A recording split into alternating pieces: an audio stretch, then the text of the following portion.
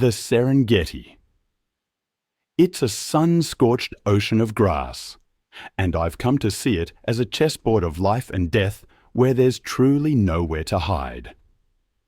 Even the cheetah, that symbol of incredible speed, finds itself subdued by the baboon troop. And the lion, for all its strength, bows to the warthog's surprising tenacity. It's a deadly playground out here for any predator. I'm watching the dry season unfold on these plains. Most animals have sought refuge from the searing heat, but the cheetah, it enjoys no such privilege. Hunger simply doesn't permit it to rest. I've learned that the predator relies heavily on finding the ideal ambush site. Even the shimmering haze can't obscure its vision. This creature is capable of spotting prey from an astonishing 5 kilometers away. And now its target is a mere 50 meters distant, a solitary warthog. The cheetah's thick paw pads and digitigrade stance, walking on its very toes, allow it to approach in near silence.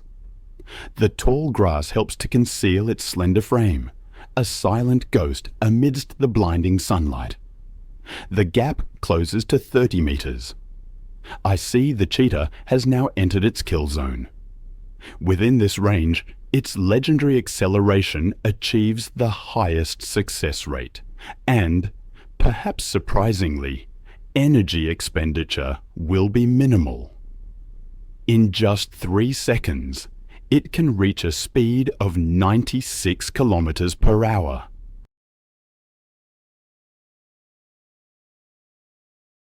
Its stride extends to 7 meters, thanks to that incredibly flexible spine, coiling and uncoiling like a spring, allowing its hind legs to reach far forward. Semi-retractable claws dig deep into the ground like spikes, providing absolute traction. But this warthog is no easy target. Its speed is only about half that of the cheetah, around 50 kilometers per hour. However, a low center of gravity allows it to corner sharply, continuously running in a frustrating zigzag pattern. The cheetah is forced to swing its 80-centimeter long tail to maintain balance and stay glued to its prey. Then salvation appears for the warthog, an abandoned aardvark burrow. Most predators would simply surrender the moment the warthog retreats into it. But perhaps hunger has eclipsed the cheetah's instincts. It has won a high-stakes gamble. I know that the greatest risk here stems from the warthog's 25 to 50 centimeter long tusks. When retreating into a burrow, it rarely enters headfirst. Instead, it backs its hindquarters in.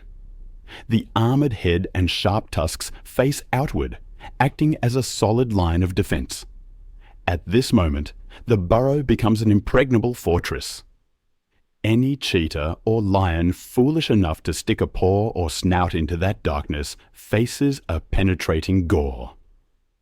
Many inexperienced predators have suffered torn noses or permanent blindness when attempting to breach this door of death, as some call it. The warthog's upper tusks curve upwards, acting as whetstones for the lower set.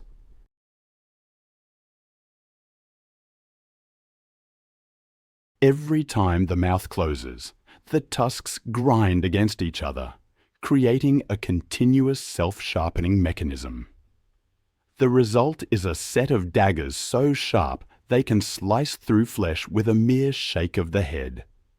And, in the worst-case scenario, when no burrow for shelter, the warthog chooses the most violent solution: counterattack. A mature male warthog can weigh up to 100 kilograms, and when charging at nearly 50 kilometers per hour, that body generates terrifying kinetic energy. It's like a cannonball ramming straight into the enemy. For a slender cheetah, a bone-shattering impact is synonymous with a death sentence. But the warthog always prefers to avoid conflict with predators. They move silently through elephant grass that stands taller than their heads. The leader paves the way with its slender tail held upright at a 90-degree angle. The tuft of hair at the tip acts as a visual beacon for the others to follow.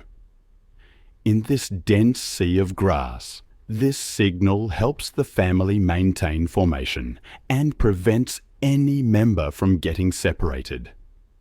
This discipline is a matter of survival, because in the Serengeti, danger comes not only from the lightning-fast sprints of the cheetah.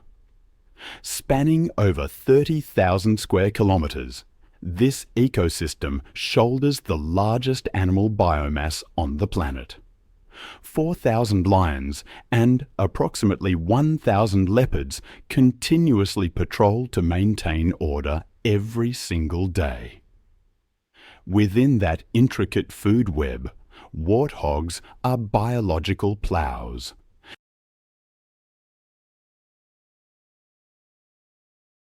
Their habit of digging for roots helps aerate the arid soil, promoting grass regeneration.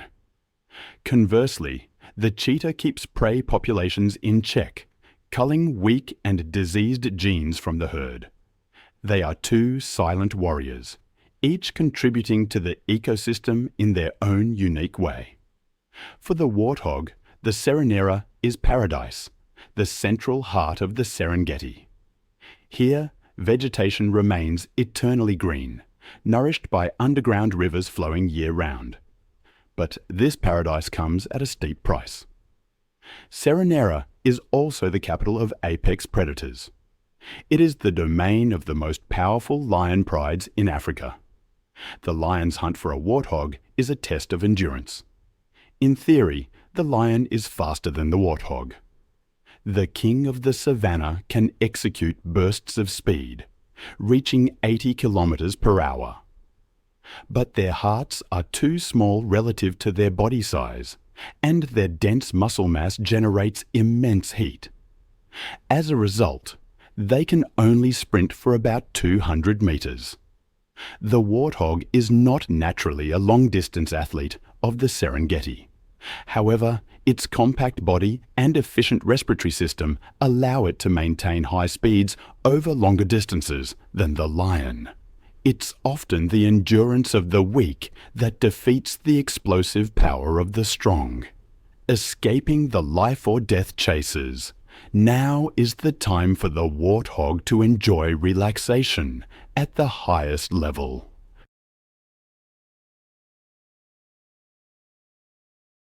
Near termite mounds or dense thickets, I sometimes encounter a scene that looks like it's stepped right out of a Hollywood movie. A warthog lying flat, allowing a troop of banded mongooses to climb all over its body. This image immediately brings to mind the duo Timon and Pumbaa from the classic film The Lion King. However, in the Serengeti, this is a serious and fair biological transaction, because they live their lives in mud and burrows. The warthog, in a way, becomes a magnet for parasites. Ticks, fleas, and lice, invisible enemies really, begin to suck blood and transmit deadly diseases. Without some kind of assistance, the warthog's health would rapidly deteriorate, and that's where the mongoose troop steps in. To them, the warthog's body is a mobile restaurant, serving a free, protein-rich buffet. I've watched them scour every fold of skin, the ears, even the eyes, picking the warthog clean of ticks. This symbiotic relationship is so perfect that the warthog will fall into a complete, trance-like state of immobility, just to let these tiny cleaners do their work. But as those moments of relaxation fade, the brutal reality of survival instantly returns. In the bush not far away, the Serengeti's most silent predator lies in wait: the leopard. The warthog can't see the danger lurking just meters away. The rosette patterns on the leopard's coat break up its outline, helping it dissolve into the dance of light and shadow.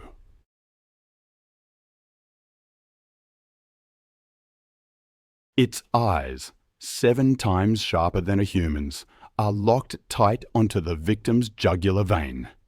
And when the gap closes to less than 5 meters, violence erupts. Unlike the lithe cheetah, the leopard's body is a mass of fast twitch muscle. They prioritize lightning-fast strikes to finish prey, rather than engaging in long-distance chases. The hunt has ended, but the leopard's meal cannot yet begin. Like the cheetah, the leopard does not fear the warthog's earthen burrows. To them, these represent meals that require no energy to chase down.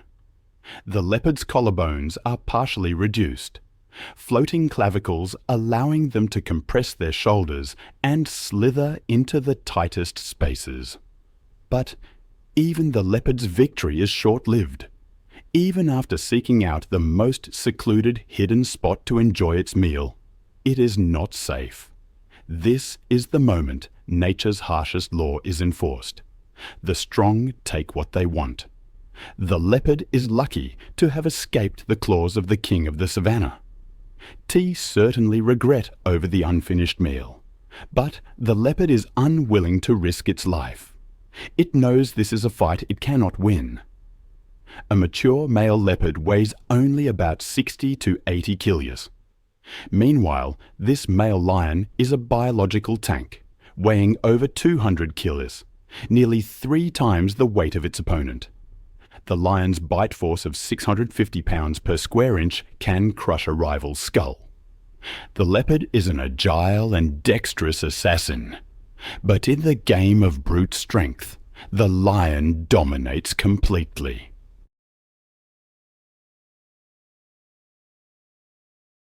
Sankens calls this phenomenon kleptoparasitism.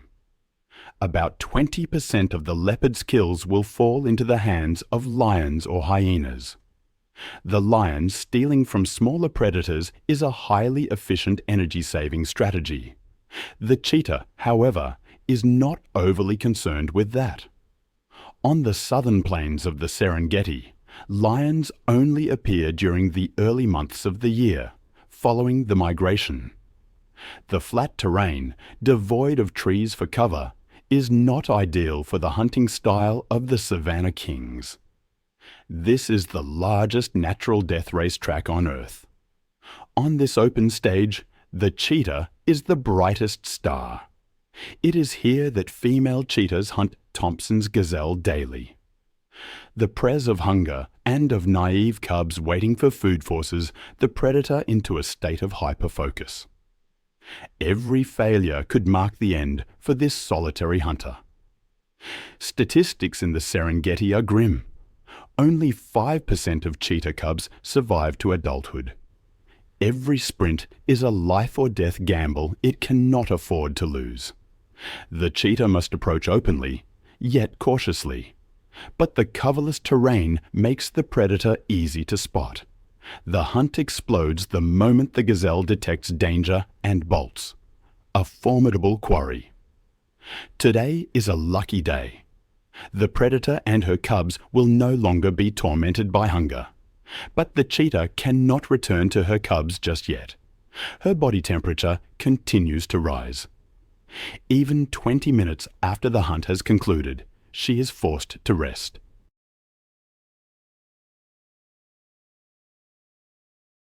The cheetah is at its most vulnerable moment, and the baboons know this well. They brazenly approach the cheetah. Their intent is clearly visible in their canines, longer than 5 centimeters, hand over the kill. Under the command of aggressive alpha males, the troop lays siege with methodical precision. The pounding on the ground, the savage screams, and the glares of ravenous hunger form a brutal psychological assault designed to break the cheetah's will. The cheetah is utterly helpless against the ferocity of the baboon troop. The tragedy of evolutionary trade-offs becomes clearer than ever following that incredibly tense siege. To become the fastest creature on the planet, the cheetah had to sign a harsh contract with nature, sacrifice strength in exchange for speed. Its skeletal frame is slender and light as glass. To optimize aerodynamics, its claws are blunt, like track spikes to grip the ground. It possesses no weapons for close quarters combat, and its body is fragile, more vulnerable than ever. The cheetah is entirely alone and forced to calculate for the future. A single leg injury could mark the end. It is nothing less than a death sentence for a hunter reliant on speed. Most importantly, the cheetah remembers her cubs hidden nearby. If the baboons discover them, they will show no mercy. It is a calculated move to eliminate future competitive predators. Confronting baboons has never been a wise choice.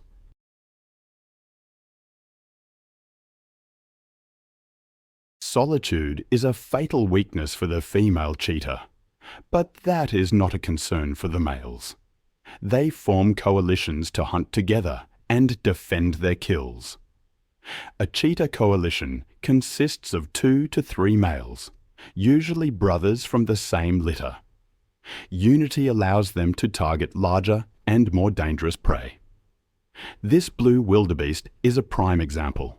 This is a high-risk physical gamble. An adult wildebeest weighs up to 250 kilograms, 5 times the weight of a single cheetah. It is a leather-armored tank with curved horns and razor-sharp hooves capable of crushing the skull of any attacker. I've always been fascinated by the delicate balance of power in nature. The Serengeti, for instance, isn't just a lion's kingdom or a cheetah's racetrack. It's a brutal hierarchy, a crowded stage where every ecological niche is claimed by specialized assassins.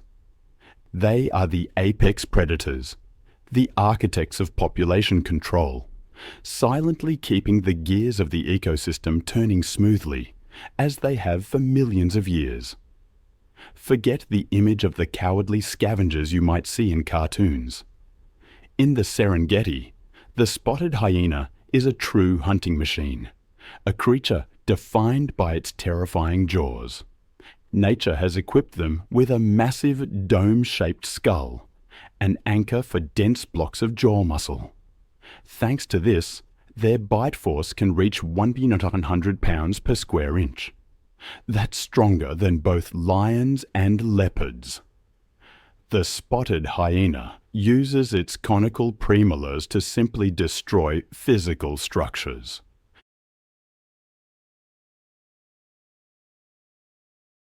They're the only mammal in Africa capable of crushing the long bones of buffalo or giraffe.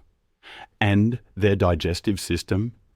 It contains high concentrations of hydrochloric acid, allowing them to break down bone, teeth, and even horn.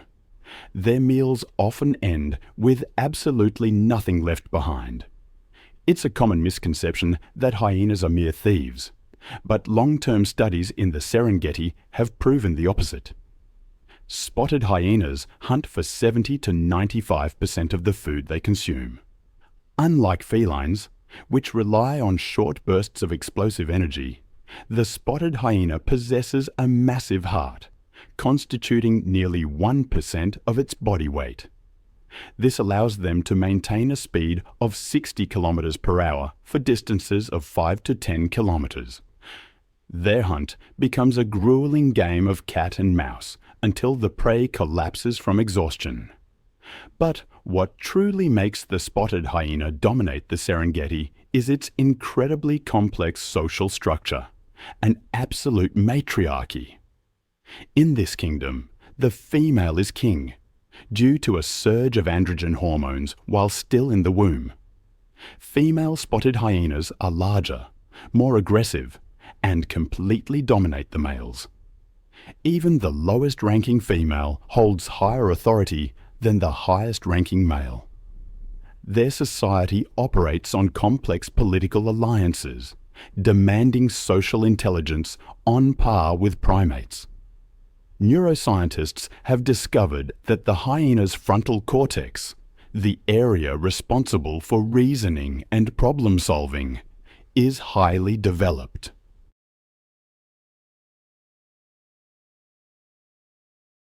They know how to coordinate attacks, recognize individuals by their calls, and hold grudges across generations. And when darkness falls, a manic laughter rings out. This isn't a laugh of joy. That signature sound is an information coding system. The pitch and frequency of the laugh reveal the individual's age, social status, and psychological state. Usually, that giggling is a sign of extreme stress, or the manic excitement of fighting over food. These peak emotions often stem from the eternal war with lions. This is the deepest feud on the savannah, driven not just by food, but by the overlapping of ecological niches. Lions kill hyenas simply to eliminate the competition. Conversely, the spotted hyena is the only species that dares to mob the king of the grasslands if they possess a numerical advantage of 4-1. A clan of hyenas is ready to rush in to steal a kill or even kill lionesses and cubs. The war between the spotted queen and the man-king is a bloody scale of power. It keeps the Serengeti in a state of dramatic equilibrium. And lurking on the periphery of that war for the throne is the silent figure of the African wild dog. In the Serengeti, sighting a pack of wild dogs is a rare moment. They are large predators currently classified as endangered. They wander like exiles in their own homeland. Their scientific name, Lycaon pictus, means painted wolf. Each individual wears a unique coat of chaotic black, gold, and white patches.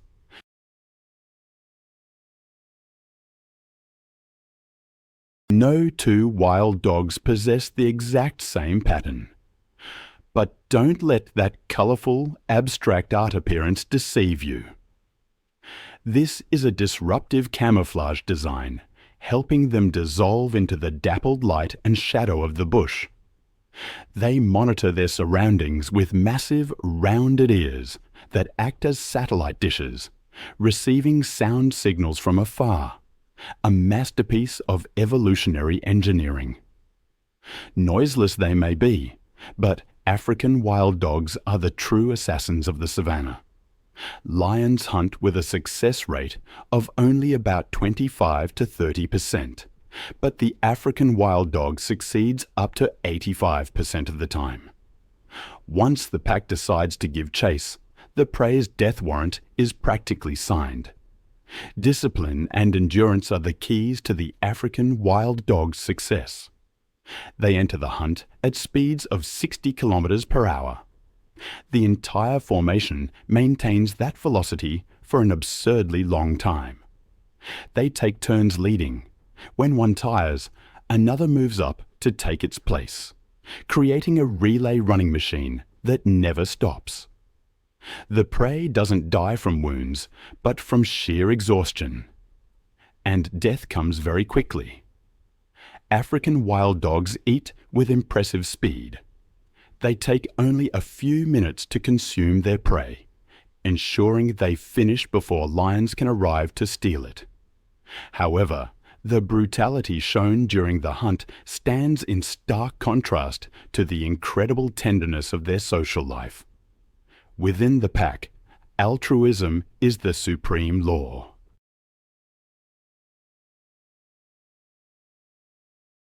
After a successful hunt, the adults will bring food back to the den, where the pups, the elderly, or the injured are waiting.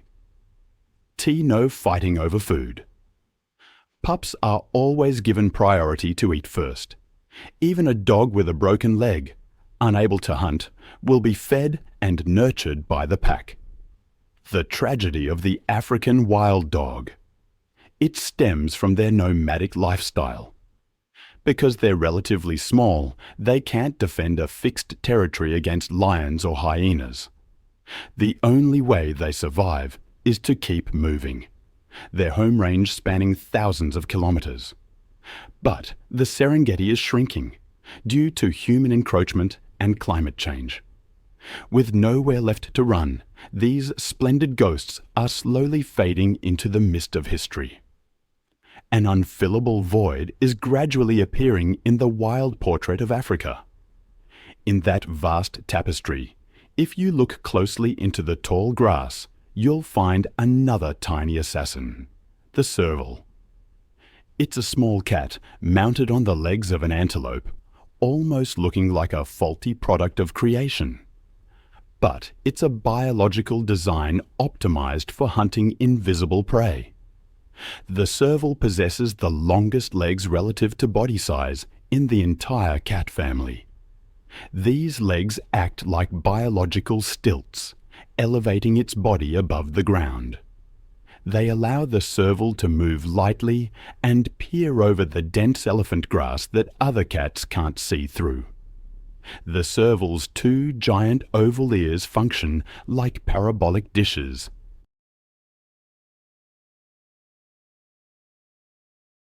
They can rotate independently 180 degrees, scanning the environment to pick up ultrasonic frequencies, sounds that the human ear can't hear. In the dense grass, vision is meaningless. The serval hunts by sound. They stand as still as statues, ears constantly rotating and adjusting. They're performing audio triangulation to pinpoint the exact location of a mouse moving under thick grass meters away. Once the target is locked, the serval executes its signature strike. It compresses its body and launches vertically into the air. This rainbow arc jump can reach a height of 2 to 3 meters before crashing down like an air-to-ground missile. The serval throws its entire body weight onto its front paws to deliver a stunning blow to the prey. The moment it hits the ground, the impact force is enough to kill or knock the rodent unconscious instantly, before it even realizes what has happened. The efficiency of this hunting machine is a shocking statistic. The serval achieves a kill rate of up to 50%. For every 2 attempts, one creature loses its life. This is the highest success rate among wildcats in Africa. However, competitive prey in the Serengeti has forced the serval to alter its behavior spectacularly. By instinct, cats are nocturnal, but here the night belongs to brutal prides of lions and clans of hyenas.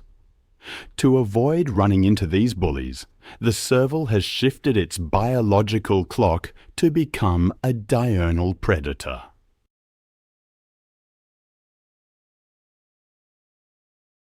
They hunt while the lions sleep, exploiting a time slot to monopolize the food source. And that food source plays a vital role in the health of the savanna.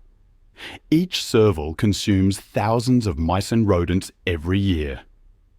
Without this pest control squad, the rodent population would explode, devastating grassroots and seeds. The Serengeti would risk losing the green in its ecological portrait. In a world of giants, small creatures like the serval need one of 2 things to survive: invisible speed or insane recklessness. And the black-backed jackal chooses the second option. Don't let their modest size deceive you. These aren't passive scavengers waiting on the sidelines of the feast. They're the most audacious street robbers of the Serengeti. They're the ones daring enough to challenge death to snatch morsels of meat right from the mouth of the Lion King. This behavior is known as active kleptoparasitism. When a pride of lions is tearing into a kill, the black-backed jackal doesn't flee. On the contrary, they rush in with terrifying aggression.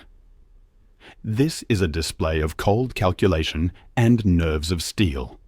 They operate in pairs or small groups, using a methodical diversionary tactic. One will run around barking loudly, even nipping at the lion's tail or hind legs to draw attention.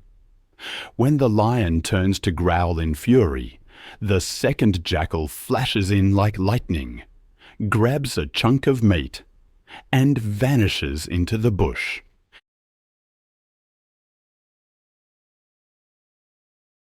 It's a dance with death that the black-backed jackal has memorized every step of.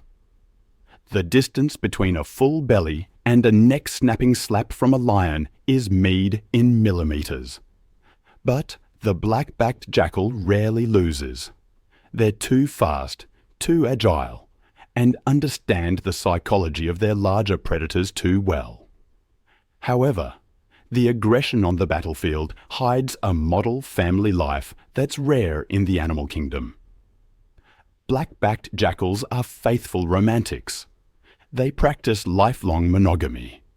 A couple will defend territory together, hunt together, and grow old together. But the true miracle lies in how they raise their young. The black-backed jackal applies the helpers at the den strategy. When a new litter is born, the offspring from the previous litter choose to stay. They accept the sacrifice of their own breeding opportunities for a year to help their parents raise their younger siblings. This is a genetic investment strategy. The Serengeti has an extremely high mortality rate for pups due to other predators. The presence of these nanny siblings guarding the den and bringing back food increases the survival rate of the litter manifold. The black-backed jackal family operates like a closed, disciplined military unit. And finally, the secret weapon that helps them thrive while others decline is a superior immune system. The Serengeti is a hotbed of disease. Distemper and rabies frequently sweep across the savanna like storms of death.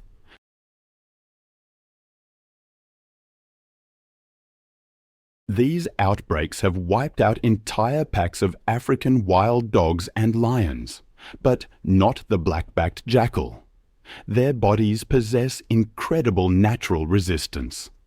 They survive pandemics that kill their larger competitors. They are the ultimate survivors, tenacious creatures.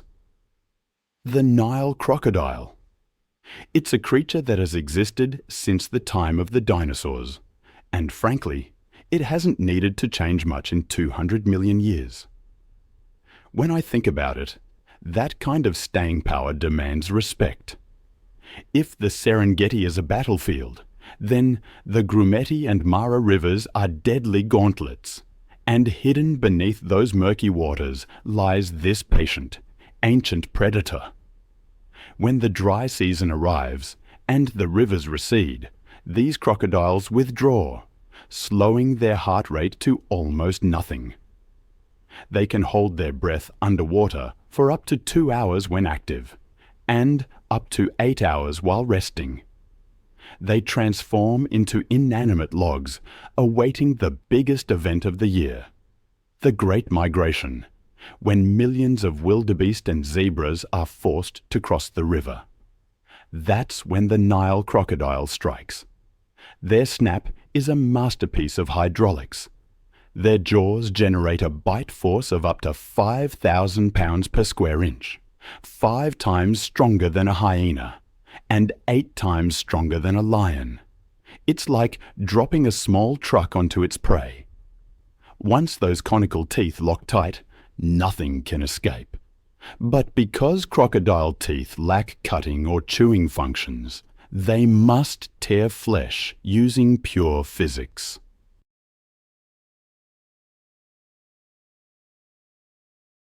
Its superacid digestive system. Their stomachs secrete acid with a record low pH, strong enough to dissolve not just meat, but bone, horn, hooves, and even steel. This mechanism allows them to absorb 100% of the nutrients from the prey, helping them survive for months without food. However, the life of this cold-blooded creature depends entirely on the sun. On scorching Serengeti afternoons, you'll see these monsters lying on the riverbank with mouths gaping wide. This behavior is called gaping, and this menacing-looking action is actually how they cool down. The Nile crocodile has no sweat glands. By opening their mouths, they allow heat to escape through the moist mucous membranes, like a heat exhaust vent. Thanks to this, their brains aren't cooked under the 40 degrees Celsius heat. But perhaps the biggest surprise about this cold-blooded assassin lies in the mother's heart. The Nile crocodile is one of the rare reptiles to exhibit profound maternal love. After laying eggs in sand pits along the river, the mother will fast and guard the nest for 3 full months. She resolutely protects her unborn brood against egg thieves like monitor lizards or baboons. When the eggs hatch, the mother's jaws, with their terrifying bite force, become surprisingly gentle. She uses those very jaws to gently scoop up each tiny hatchling and release them safely into the water. The tenderness of this monster is a beautiful paradox.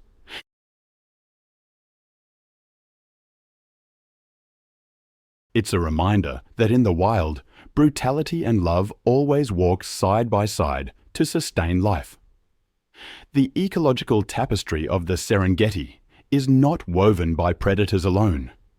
The landscape continuously reshaped by the impact of giant grazing machines. We call them the architects. Without them, the Serengeti ecosystem we know today would collapse, vanishing beneath impenetrable thorny thickets. The African bush elephant is one of them. They survive in the Serengeti without the need for fangs or claws. Standing 4 meters tall and weighing up to 6 tons, they are massive living walls. Even the fiercest predators must tread carefully before such a colossal stature. The African bush elephant holds a critical role in the Serengeti ecosystem. Scientists call them a keystone species. If elephants were removed, the Serengeti would collapse. The reason is that they are brilliant landscape architects. To maintain that massive muscle mass, an adult elephant must consume up to 300 kilos of vegetation daily. In the process of eating, they act as heavy demolition machines. They topple trees, snap large branches, and trample thickets. By preventing vegetation from growing too dense, the African bush elephant stops the savanna from turning into a closed forest. They tear open spaces, allowing sunlight to reach the ground so grass can grow. This is a precious food source for millions of antelopes and zebras. Without elephants, there would be no vast open plains for the cheetah to sprint.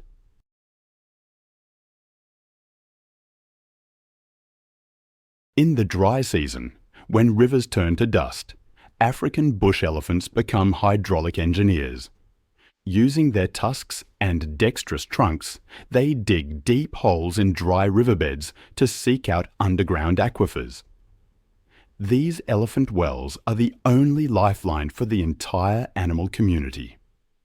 After the elephants finish drinking, lions, hyenas, and even small birds finally get a chance to access this precious water source. Anatomically, the African bush elephant possesses 2 unique evolutionary tools, the tusks and the flexible trunk. Tusks are actually elongated incisors that grow continuously throughout life. They are crowbars for digging roots, weapons for combat, and tools for stripping baobab bark. Meanwhile, the trunk is a marvel of biological engineering. With not a single bone, the trunk is composed of over 40,000 separate muscle fascicles. It is strong enough to lift a 300-kilogram tree trunk, yet the tip is delicate enough to pick up a tiny grass seed. However, physical strength is only half the story. The African bush elephant rules the Serengeti through wisdom and connection. Elephant society is a strict matriarchy. The herd is led by the oldest female, the matriarch. She is not the strongest, but she is the living library of the herd. The African bush elephant's brain has a massively developed temporal lobe where spatial memories are stored. The matriarch remembers the exact... I've always been struck by the incredible memory of the African bush elephant.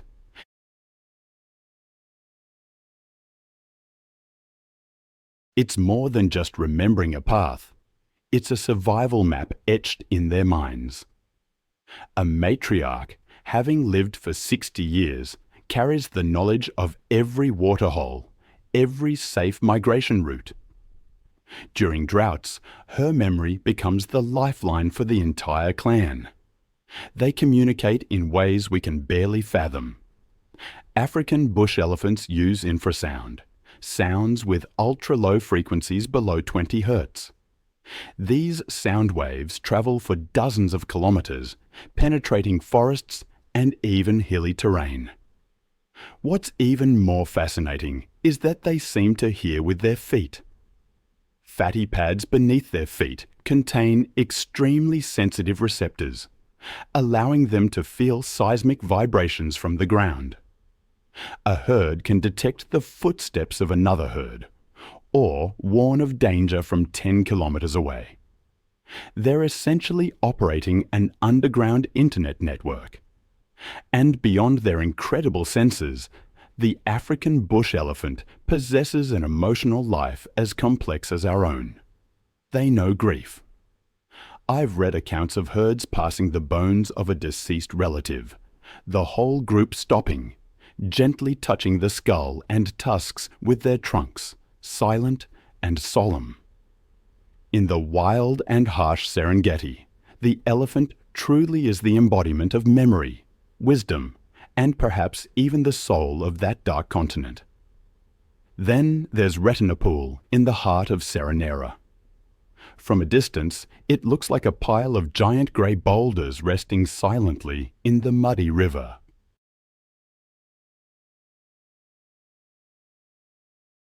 But as you get closer, the overpowering stench and low, guttural growls reveal the truth. Hundreds of hippos packed together, creating a spectacle known as hippo soup. The hippopotamus is one of the natural world's most misunderstood creatures. They look rotund, slow, and somewhat comical, but in reality, these are the most aggressive amphibious tanks on the African continent. It may surprise you to learn that hippos can't actually swim. Despite spending most of their lives in the water, their bodies are too dense to float. Their bones are solid, causing them to sink immediately. Instead of swimming like fish, they gallop along the riverbed, moving like astronauts in a low-gravity environment, using the water's buoyancy to execute graceful bounds, despite weighing 1.5 to 3 tons. Their dependence on water stems from their extremely sensitive skin. Under the scorching ultraviolet rays of the Serengeti, hippo skin would crack and dehydrate in minutes. To cope, nature has equipped them with a unique natural sunscreen.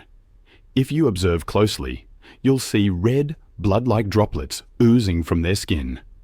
This is blood sweat, a mucus secretion containing 2 types of acidic pigments, including hipposudoric acid. This compound acts as both a sunscreen that absorbs UV rays and a powerful natural antiseptic. It protects the hippo from infection in murky waters teeming with bacteria. But the real danger of the hippo lies not in its skin, but in its mouth.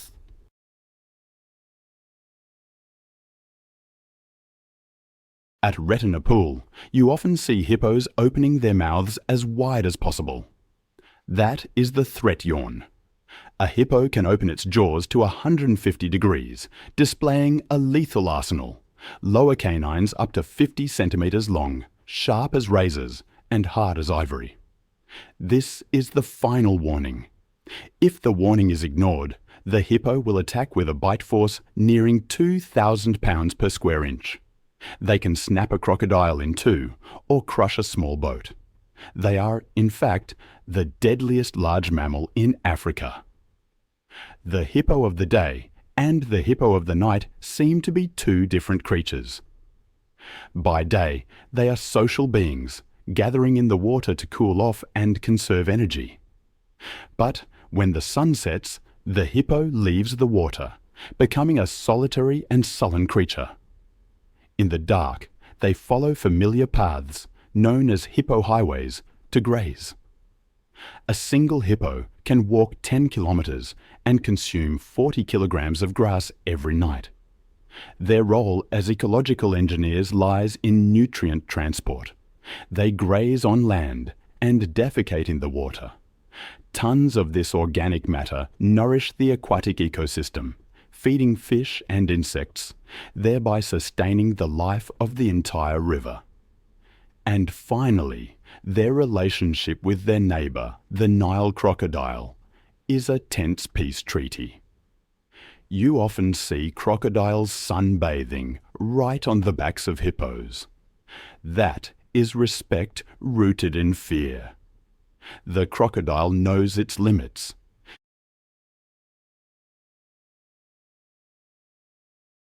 An adult crocodile may be the king of the river, but against a furious male hippo defending his territory, the crocodile is merely a brittle twig. In these waters, size and madness are the law, and the hippo is the supreme judge. If the Serengeti is a colossal living organism, then the wildebeest is the hot blood flowing ceaselessly through its veins. They are the heartbeat that shapes the rhythm of the entire ecosystem. With an overwhelming population of up to 1.5 million individuals, wildebeest constitute the largest animal biomass on the savanna.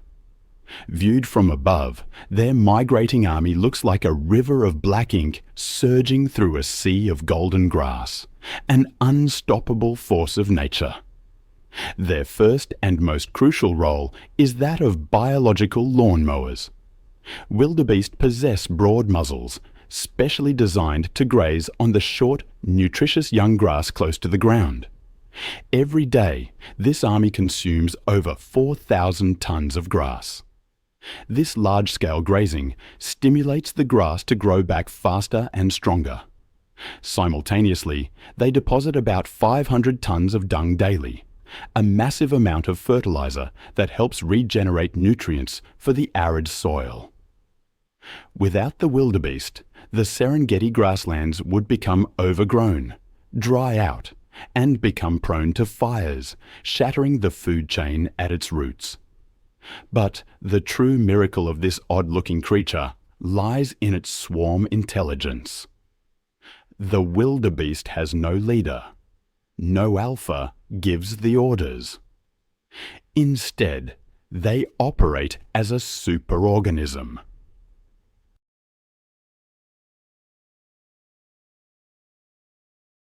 Every movement decision is based on crowd consensus and the instinct to seek rain.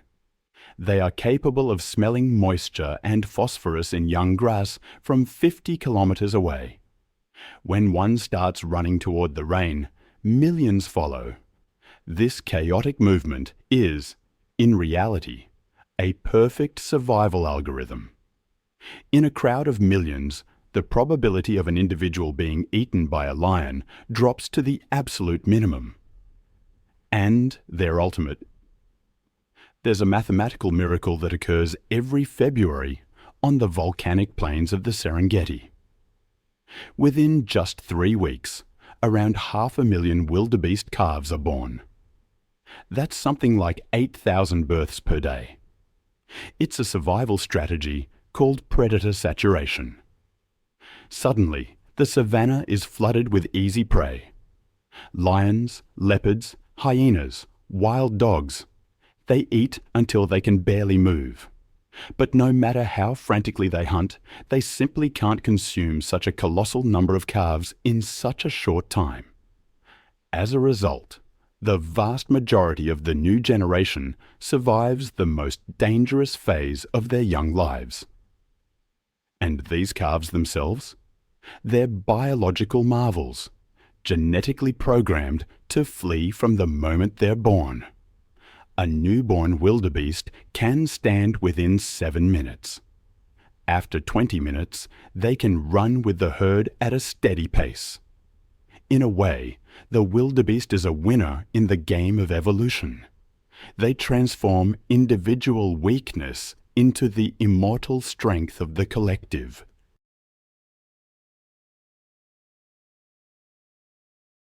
They are the life source, the driving force, the eternal soul of the Serengeti.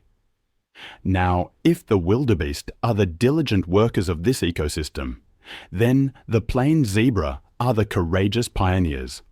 They're always in the vanguard, charging into the tallest and densest grassy areas. This pathfinder role comes from the plain zebra's unique digestive system. Unlike the wildebeest, which require young grass, the zebra is what's called a hindgut fermenter. Their stomachs are designed to process old, tough, and nutrient-poor grasses. They eat the rough, straw-like tops, clearing the surface layer to reveal the tender green shoots beneath. But perhaps their most striking feature is that black and white striped coat. It remains one of evolution's greatest mysteries. These stripes create a motion dazzle effect. When thousands of zebras move simultaneously, the black and white stripes blend together, creating a chaotic optical illusion. For a lion, a predator that relies on locking onto a single individual, this scene is like looking at a static-filled television screen. They can't distinguish head from tail, or where one animal ends and the next begins. Latest research, as recent as 2024, reinforces the hypothesis that zebra stripes are a shield against tsetse flies and blood-sucking horseflies.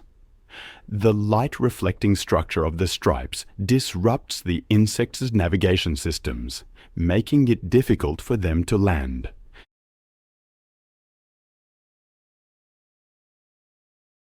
In an ecosystem rife with pathogens, this is a pretty advanced biological hazmat suit. Beneath that uniform exterior lies a tight and disciplined social structure. Plain zebras don't live in a disorganized mob. They live in harems, consisting of a dominant male, several females, and their foals. When pursued by lions, the male often runs at the rear or breaks away to distract the enemy, so his family can escape. His weapon? A legendary rear kick. A zebra's kick can generate an impact force of nearly 3,000 pounds per square inch. It's strong enough to shatter a lion's jaw or break a hyena's ribs. The plain zebra's vigilance is evident even in sleep. Thanks to the stay apparatus mechanism in their legs, they can sleep standing up without expending energy to maintain muscle balance. This posture allows them to switch from sleep to a full sprint in a split second if an alarm sounds. And to optimize defense, the plain zebra has established a strategic alliance with the ostrich. It's a perfect fusion of senses. The zebra has extremely sensitive smell and hearing, but limited low-level vision. Conversely, the ostrich has large, keen eyes and a height advantage, acting as a mobile observation tower, but with a poor sense of smell. When together, they form a comprehensive early warning radar system. If the ostrich starts running, the zebra follows without asking questions. If the zebra stops to sniff the wind and looks anxious, the ostrich immediately goes on high alert.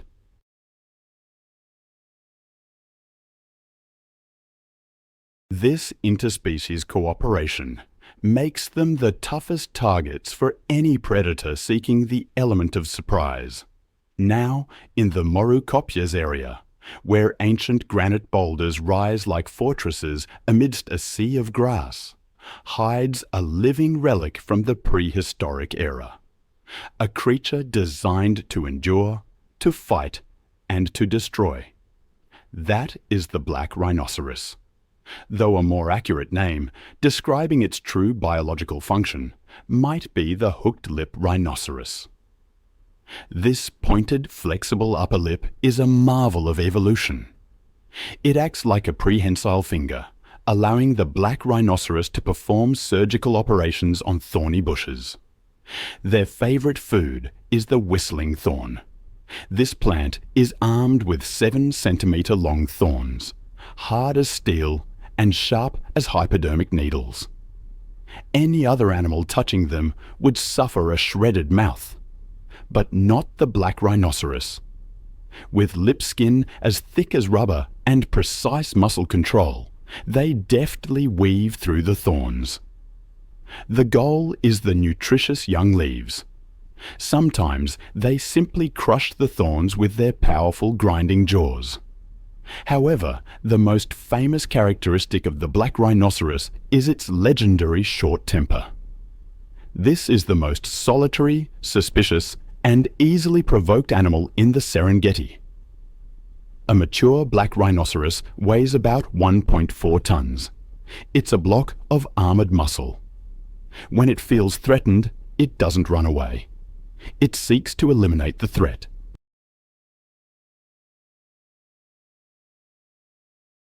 From a standstill, this 1.4-ton tank can accelerate to 55 kilometers per hour. The kinetic energy it generates in a charge is equivalent to a small truck hitting a wall at high speed.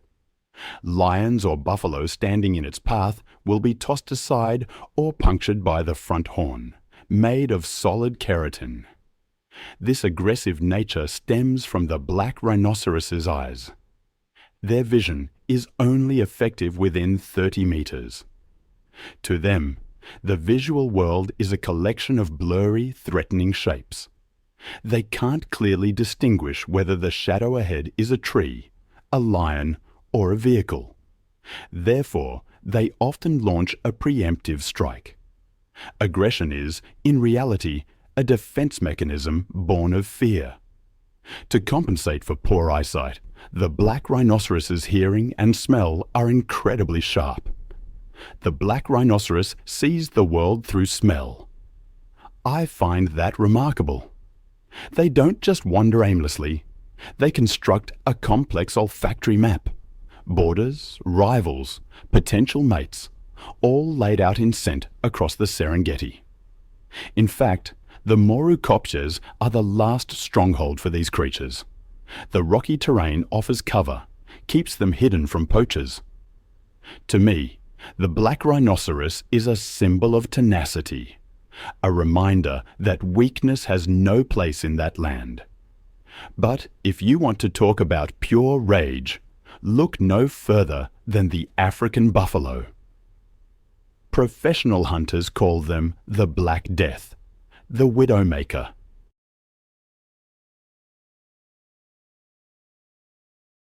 Their horns are massive, curved like hooks. But the truly terrifying feature is the boss, the fused horn bases that form a solid bone shield. I've read that this natural helmet can deflect rifle bullets, shrug off a lion's full-force attack. And when these buffalo charge, they use that boss like a sledgehammer, fracturing ribs, then tossing their opponent with those sharp horn tips. The society of the African buffalo is fascinating.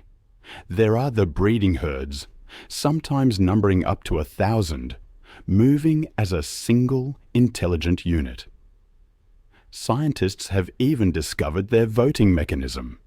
Females face the direction they want to go, and the most popular direction becomes the herd's path. It's a consensus that helps them find the best pastures, the safest water. Then there are the dagger boys. Old males, past their prime, expelled from the herd. They gather in small groups, wallowing in mud to cool off, treat parasites. But don't underestimate them. They're the most dangerous individuals, ready to strike at anything that invades their space. What's most striking to me is their mobbing tactic.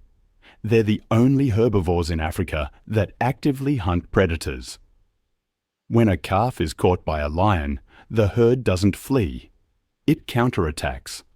Hundreds of tons of meat and horn charging forward, surrounding the lions, cutting off escape, driving them up trees or trampling them. In the Serengeti, lions kill buffalo for food, but buffalo kill lions out of hatred.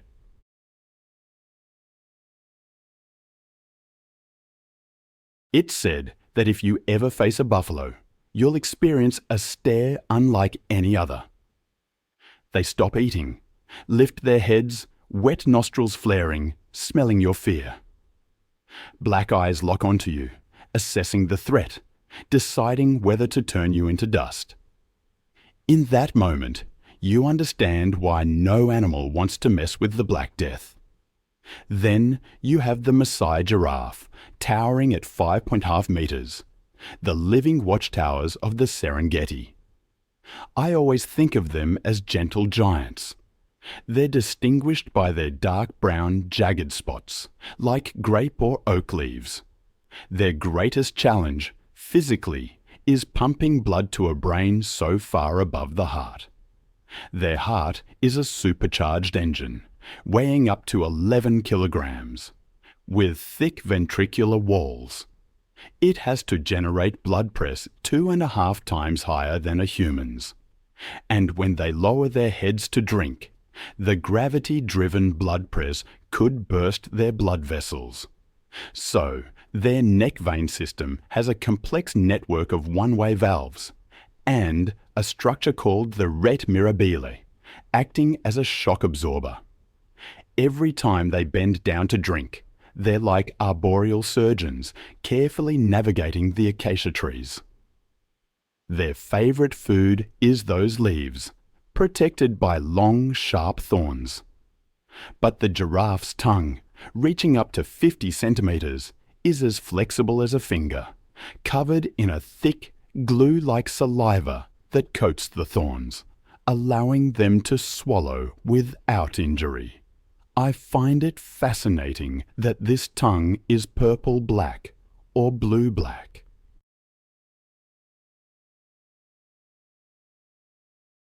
Because the Maasai giraffe spends so much time sticking its tongue out under the equatorial sun, that dense melanin acts as a biological sunscreen. But life isn't always peaceful for these giraffes. Males often engage in brutal battles called necking. They stand parallel, swinging their 2-meter-long necks like demolition cranes. The head, armed with those rock-hard ossicones, becomes a wrecking ball, striking the opponent's ribs. The force can fracture ribs, shatter jaws, knock the opponent unconscious. The winner gains mating rights. The loser leaves with injuries that may lead to death. Even the birth of a Maasai giraffe begins with a traumatic shock, as the mother gives birth standing. That first moment, a long drop. Imagine a free fall from 2 meters onto hard ground. That's how a giraffe calf enters the world in the Serengeti. It seems cruel, but that impact is necessary. It tears the amniotic sac, severs the umbilical cord, and shocks the lungs into taking their first breath. But there's no time to recover. Within 30 minutes, the calf must stand and run, or it becomes a meal for the lions and hyenas that are always lurking. Out on those plains, with eyes the size of golf balls and 360-degree vision, the Maasai giraffe acts as an early warning system. When zebras or antelopes see a giraffe running, they don't ask questions. They simply follow. Trust in this living watchtower is one of the most fundamental rules of survival here.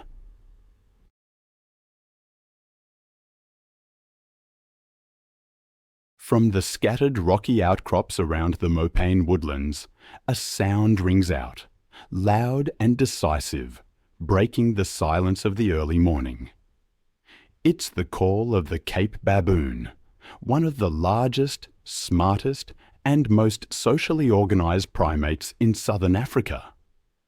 They start their day with confidence and commotion, as if this land is their well-known domain, where every step has already been mapped out in their minds.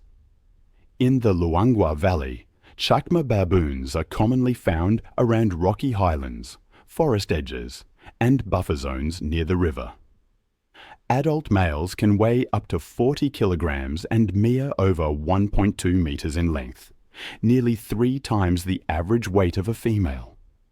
Their fur ranges from brownish grey to ash grey, sometimes with a thicker mane around the neck, helping them blend easily into the dusty red terrain, rocky outcrops, and short grasslands. They live in troops ranging from 20 to 80 individuals, led by a dominant male who guides movement, offers protection, and maintains order. This social structure is highly flexible, held together through behaviours like grooming, food sharing, and caring for the young. These strong social bonds not only help the troops stay united when faced with predators, but also foster a community with a remarkable capacity for learning and adaptation.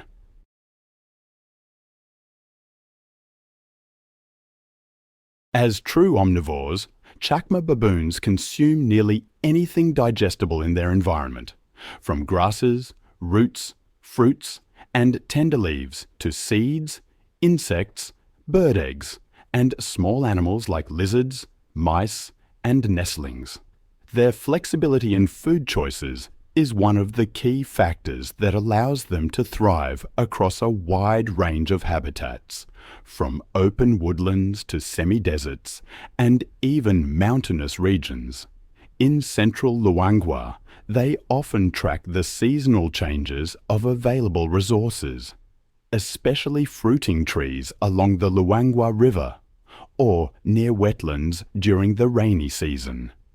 When the dry season arrives, baboon troops retreat to higher ground areas with clear vantage points and rugged terrain that help them steer clear of predators like leopards.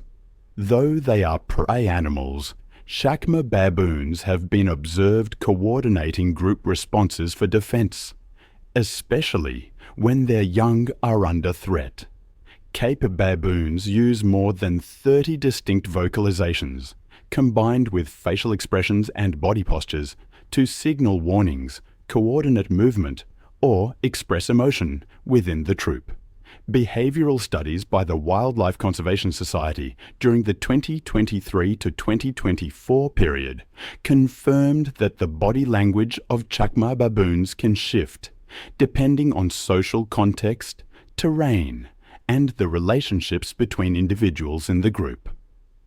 Their communication abilities are considered among the most complex of any non-human primate species.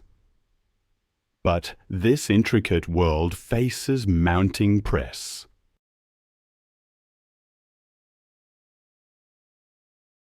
The first and most devastating threat is climate change. The engine that drives life the rain, but that engine is beginning to falter. Meteorological data from 2020 to the present reveals that rainfall cycles are becoming chaotic and unpredictable. Droughts are lasting longer and becoming more intense. The Mara River is witnessing water levels drop to historic lows due to upstream deforestation and excessive evaporation. If the Mara River runs dry, the Great Migration will collapse. Millions of antelopes will die of thirst before reaching the green pastures, triggering the demise of the predators that depend on them. The second threat comes from human preys. Populations in the buffer zones surrounding the Serengeti have quadrupled in just a few decades. The encroachment of agriculture and livestock grazing is choking off ancient migration corridors. Human-wildlife conflict is reaching a boiling point. And, in the shadows, another silent war is being waged: snare poaching. With no noisy gunfire, poachers use thousands of wire snares fashioned from motorcycle brake cables. These are invisible assassins. According to reports from the Frankfurt Zoological Society, patrol teams remove thousands of these traps every year. These snares do not discriminate. From antelope and zebra to lions, leopards, and elephants, all can become victims, suffering a slow, agonizing death. The Serengeti is no longer an isolated island of creation. It is buckling under the weight of human development.